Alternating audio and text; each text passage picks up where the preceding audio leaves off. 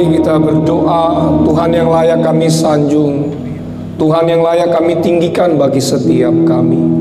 Kaulah sumber pengharapan kami, Kaulah sumber mujizat kami ya Tuhan. Kaulah segala-galanya bagi setiap kami. Sembuhkan yang sakit hari ini, bebaskan yang terikat hari ini. Dan kami percaya kami pulang tidak akan pernah sama ketika kami datang. Tuhan yang kami sembah, Tuhan yang penuh kasih, penuh dengan anugerah Tuhan. Kami percaya Tuhan, pujian penyembahan kami sebagai dupa yang harum di hadapan Tuhan. Sebentar kami akan duduk diam mendengarkan firman Tuhan. Kau mengurapi hamba-Mu, Kau menguduskan hamba-Mu yang tidak ada apa-apanya ini ya Tuhan. Sembunyikan hamba di belakang kayu salib-Mu. Biar Yesus saja dimuliakan, ditinggikan tempat ini. Berbicaralah bagi setiap kami ya Tuhan. Kami siap mendengarkan firman-Mu. Demi nama Yesus yang siap dengar firman Tuhan. Sama-sama kita yang percaya katakan amin. Beri tepuk tangan dulu, beri pujian bagi Allah kita. Silakan duduk kembali jemaat Tuhan yang dikasihi. Terimalah salam saya dari depan mimbar ini. Shalom Tiberias.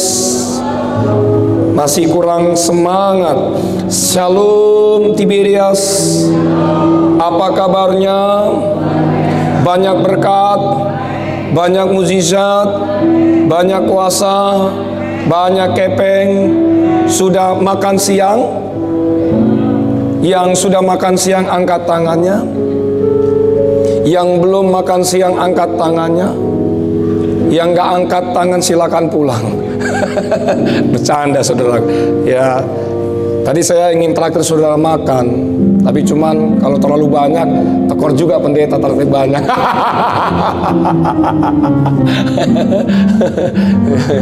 Haleluya. Baik, puji nama Tuhan. Terima kasih buat worship leader, terima kasih buat barisan singer, terima kasih buat barisan choir, terima kasih tim musik. Terlebih ya, ini pemain keyboard ini marga Panjaitan ini kebetulan nih. Panjaitan ya?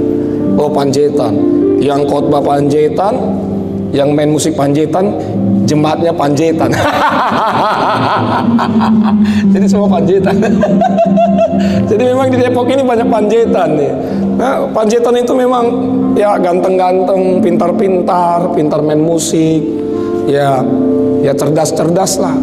Apalagi pendetanya cerdas, kelihatan dari jidatnya memang sih. Ganteng ya. Iya, saudara nggak yakin gitu saya ganteng. Iya, kegantengan itu, kecantikan itu dari sini, saudara. Saya selalu katakan sama jemaat Tuhan, ya, kegantengan itu, kecantikan itu perlu dari sini, dari dalam hati.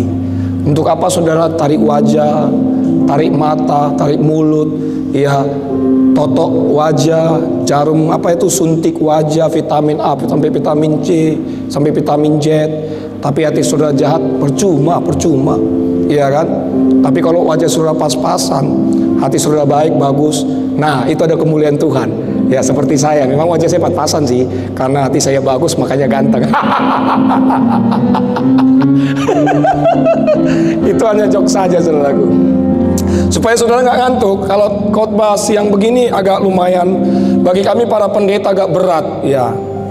Berat kenapa? Ya untuk mendongkrak saudara supaya jangan ngantuk. Ya, tapi saya percaya saudara nggak ngantuk. Baik, puji nama Tuhan. Tema atau judul khotbah saya berbicara tentang doa yang menghasilkan kuasa. Apa tema khotbah kita? Doa yang menghasilkan kuasa. Nah, saudaraku, tentu saya percaya bahwa doa itu penting buat Anda dan saya. Tentu saya percaya bahwa ketika saudara berdoa dan bergantung kepada Tuhan dan berharap kepada Tuhan tidak akan pernah dikecewakan. Nah, kata doa saudaraku tentu kita sudah pernah mendengar dari setiap khotbah-khotbah minggu atau ibadah raya.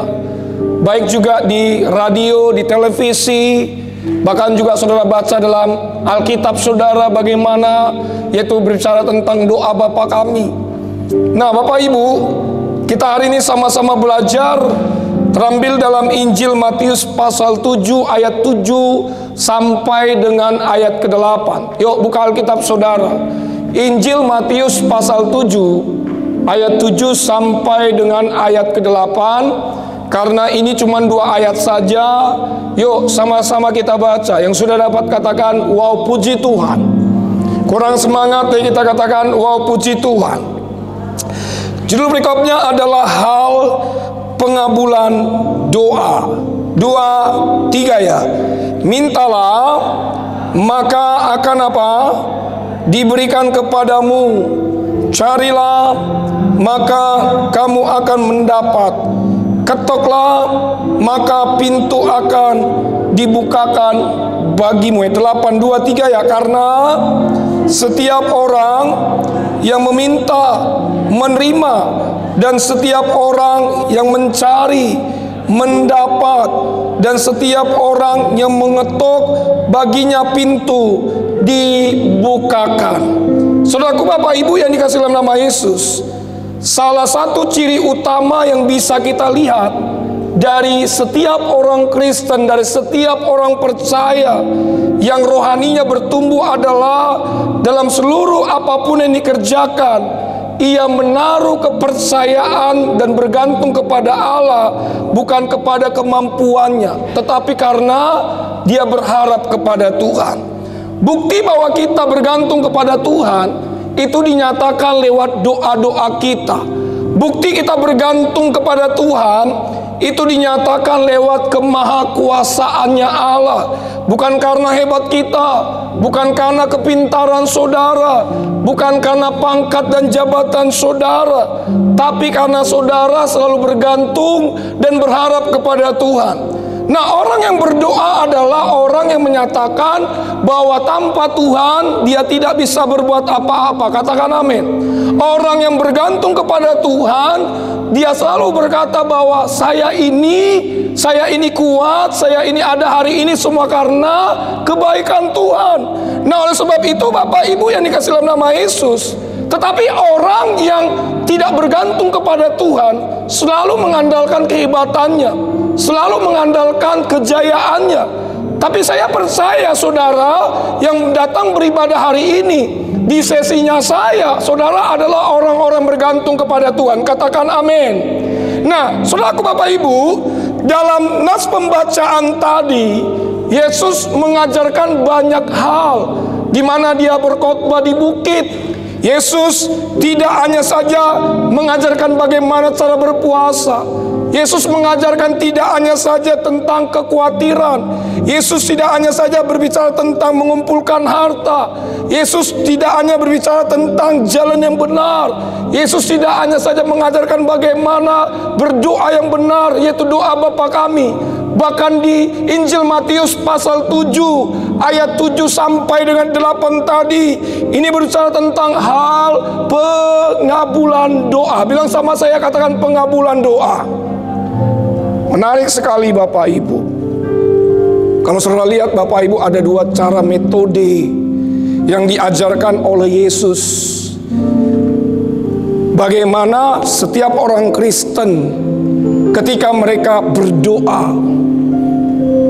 Yang pertama, Yesus mengajarkan kepada para pendengarnya, tentu juga buat Anda dan saya. Kalau saudara berdoa, Yesus bilang kepada para pendengarnya 2000 tahun yang lalu, bahkan buat Anda dan saya, kalau saudara berdoa, metode yang pertama, Yesus bilang, masuklah ke dalam kamar. Kenapa Yesus berkata masuk ke dalam kamar? Karena di kamar kita bisa mencurahkan isi hati kita. Karena di kamar adalah tempat yang sunyi dan sepi. Kita bisa curhat sama Tuhan. Pak, bagaimana Pak kalau di ruang tamu? Bagaimana Pak ketika kita di jalan? Saya berharap saudaraku, kalau saudara berdoa lagi bawa mobil, saran saya jangan tutup mata, karena bisa nabrak. Ya, iya. Lalu yang kedua Bapak Ibu, Yesus mengajarkan bagaimana cara metode berdoa. Dia mengajarkan doa yang sangat simpel, berbicara tentang doa Bapa kami. Karena doa Bapa kami adalah doa yang sangat sederhana, disukai semua kalangan, baik tua dan muda, baik kaya dan miskin. Makanya oleh sebab itu banyak orang Kristen kalau dia bilang begini, Pak saya nggak bisa berdoa. Nonsen Pak Bu. Kalau saudara bilang, Pak saya nggak bisa berdoa. Kalau saudara nggak bisa berdoa, doa